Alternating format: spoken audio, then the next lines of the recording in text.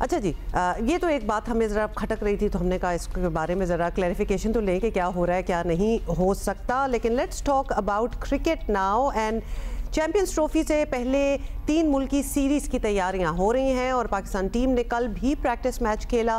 New Zealand की team भी आज प्रैक्टिस का आगाज़ करेगी। क्रिकेट के हलकों में अब नई बहस शुरू हो गई है जी कि ट्राई सीरीज़ में मुकम्मल जो स्ट्रेंथ वाली हतमी टीम को खिलाना है या उस्मान खुशदिल और फ़हीम अशरफ वगैरह को आजमाना चाहिए। तो ये बात चल रही है, ख़ास तौर पर फ़हीम अशरफ और खुशदिल शाह की सिलेक्शन पर बहुत कुछ कहा जा रहा है और शायद इन एतराज़ात में वज़न भी है। फ़हीम अशरफ को मंगल को सिनारियो बेस्ड प्रैक्टिस मैच के दौरान 3 ओवर्स में 42 रन्स की मार पड़ी और वो प्रैक्टिस मैच के सबसे ज़्यादा महंगे बॉलर साबित हुए।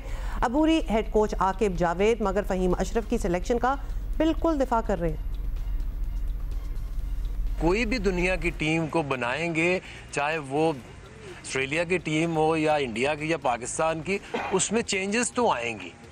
ऐसा नहीं हो सकता कि एक टीम जो है आपकी हर मुल्क के लिए हो, हर कंडीशंस के लिए। हर बंदे का हक है, आपका भी है, प्लेयर्स का भी हक है, अपनी राय दें।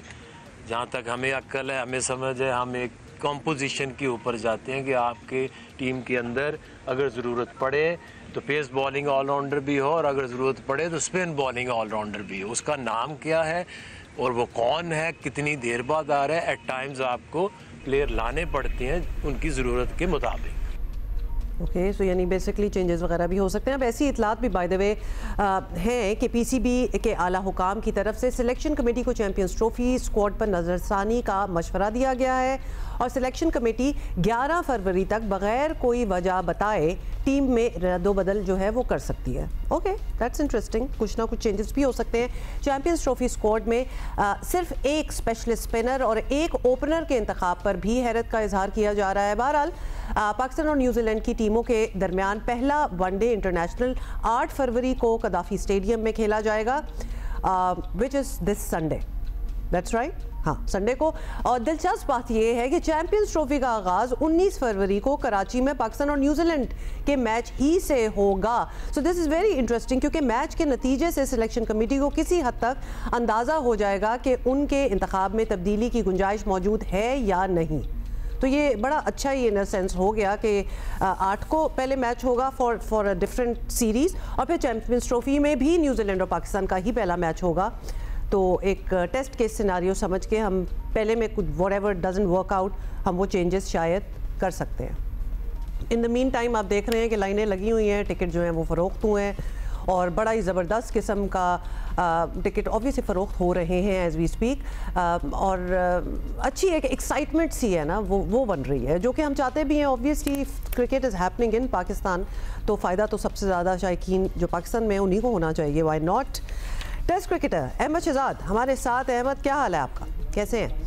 अच्छा ये बताएं अहमद कि वैसे तो सिलेक्शन कमेटी का काम स्क्वाड के ऐलान के बाद ख़त्म हो जाता है, लेकिन इस दफ़ा कुछ इख्तियारात बढ़ाए गए हैं और प्लेइंग 11 में भी सिलेक्शन कमेटी की राय को अहमियत दी जाएगी। तो आपकी नज़र में आपको लगता है कि ये बेहतर फैसला?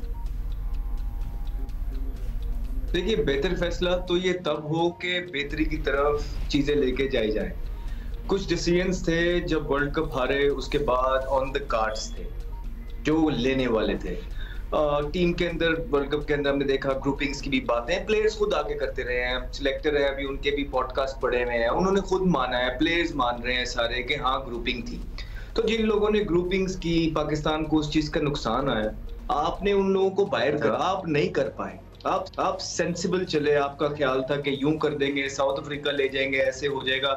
आप, हमें पता है क्या ट्राइयां करते रहे, वो नहीं हुआ। अब आप आके फंस चुके हैं। अब हालात कुछ इस तरह के हैं कि इस टाइम के ऊपर जो टीम आपने सिलेक्ट की हुई है, कप्तान अपने लोगों से ये कहलवा रहा है बाहर के इसमें मेरा कोई हाथ नहीं है। सिलेक्टर्स जो हैं ये कहलवा रहे हैं कि हाँ जी ये 3 सिलेक्शन है, इसमें हम भी राजी नहीं थे।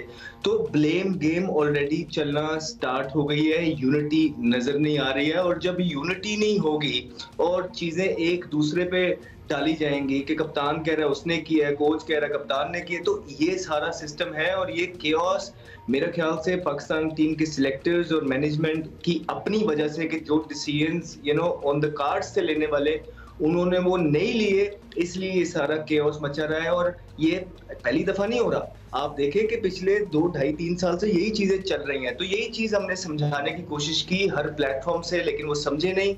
तो अब जो भी उन्होंने टीम सिलेक्ट की है आप लोगों सबके सामने है। बेसिकली आप कह रहे हैं कि वो ओन नहीं कर रहे, मतलब टीम तो बन गई लेकिन कोई उसका मतलब वो रिस्पॉन्सिबिलिटी नहीं ले रहा कि वी वर इन इट। तो अभी जो अहमद बताएं कि अभी जो ट्राई सीरीज हो रही है वो चैंपियंस ट्रॉफी की तैयारी के लिए ही है, तो आजकल ये भी सोचा जा रहा है कि क्या इस सीरीज में पाकिस्तान अपनी हतमी टीम खिलाए या फ़हीम, उस्मान, खुशदिल वगैरह को ट्राई कर लेना चाहिए। तो आपकी राय में क्या करना चाहिए? नहीं, कोई मोहल्ले की टीम तो है नहीं कि ट्राई करके फिर बदल लें, ऐसा नहीं होता है। एक टीम जो डिसाइड कर ली है, एक ज़ेन बना ली है, उसको बैक करें, दिलेर बने और फिर उसी टीम के साथ जाएं।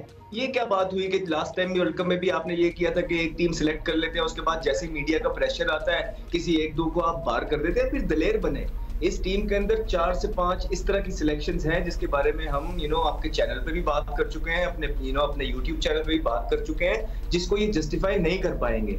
विनिंग एंड लूजिंग ये बात की बात है। हम दुआ करते हैं कि जो भी टीम आपने सिलेक्ट की है अल्लाह करे वो जीते, लेकिन एक प्रोफेशनल ऑर्गेनाइजेशन के अंदर कुछ नॉर्म्स होते हैं, एथिक्स होते हैं, क्राइटेरिया होता है। उस क्राइटेरिया को तोड़ के जब आप T20 से जो है ना लोगों को इंपोर्ट करेंगे और डायरेक्ट ICC में डालेंगे, तो फिर लोगों को आप क्या एक्सपेक्ट करते हैं? फिर आप जो है ना कह रहे हैं कि पूरी दुनिया के पास आप देखें ओपनर्स मौजूद होते हैं, ठीक है, छोटी से छोटी टीम भी होती है, उनके पास ओपनर्स मौजूद होते हैं। आपकी एक वाहिद ये टीम है जिसमें आप कह रहे हैं कि हम ऑपोजिशन देखेंगे, हम कंडीशंस देखेंगे, उसके बाद ऊपर आपको बताएंगे। तो ये सारी चीजें जो हैं ये बता रही हैं कि आप लोगों ने सिर्फ पीछे टाइम जाया किया है और बड़ा अनप्रोफेशनली आप लोगों ने काम किया है, जिसमें सिलेक्शन कमेटी, मैनेजमेंट और कप्तान ये तीनों शामिल हैं। आपने भी एक पूरी पॉलिसी स्टेटमेंट दे दी है, तो आपको बिल्कुल कोई खास एतबार नहीं है लगता है।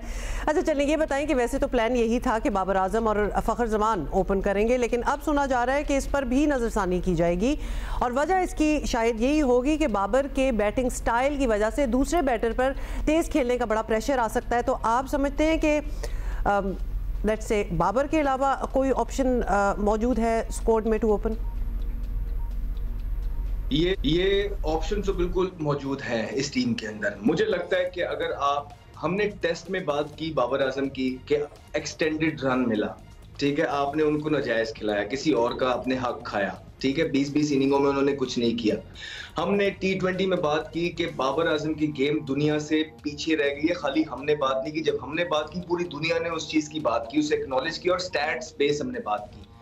टेस्ट में भी स्टैट्स उनके आपके सामने हैं, हमने बहुत क्रिटिसाइज किया और T20 में भी आपके सामने है। लेकिन वनडे एक ऐसा फॉर्मेट है जो बाबर आजम ओन करते हैं। बाबर आजम की बड़ी अच्छी कंसिस्टेंट परफॉर्मेंस है ODI के अंदर, और वो जो ODI फॉर्मेट है जो उनका खेलने का स्टाइल है वो उन्हें सूट करता है। मतलब जो उनके किटी बैग में शॉट्स हैं वो कुछ इसी तरह के हैं कि वो ODI में सूट करते हैं। तो उसके अंदर आपका जो बेस्ट बैट्समैन है ODI का, आपको ये चाहिए कि आप ये देखें कि वो कहाँ कंफर्टेबल है, कौन से नंबर पे उसने अभी तक परफॉर्मेंसेस करके दी है पाकिस्तान को, और उनको इज्जत दे, उनसे पूछें, बजाय कि आप उन पे एक फैसला इंपोज कर दें। अब होगा ये कि खुदा न खास्ता अगर बाबर आजम ओपनर आप उसको कराते हैं और वो ना चल पड़े, तो आपको पता है ना फिर PR सारी बैठी होती है, वो यही कहेगी कि जी देखिए जी बाबर क्या क्या करे, बाबर का नंबर नहीं था, बाबर टीम के लिए वहां जा रहे हैं। अच्छा, तो बेसिकली अहमद आप ये कह रहे हैं कि जहां खुद कंफर्टेबल फील करते हैं उनको वो डिसाइड करना चाहिए। That's what you meant. Okay, thank you so much for being with us. अच्छा जल्दी से, मैंने कहा था ना 8 फरवरी को जो पहला न्यूजीलैंड पाकिस्तान का मैच होना है ट्राई सीरीज़ का, वो संडे होगा, वो संडे नहीं है, वो सैटरडे है। लुक एट मी, तो मैंने कहा मैं आपको बता दूं।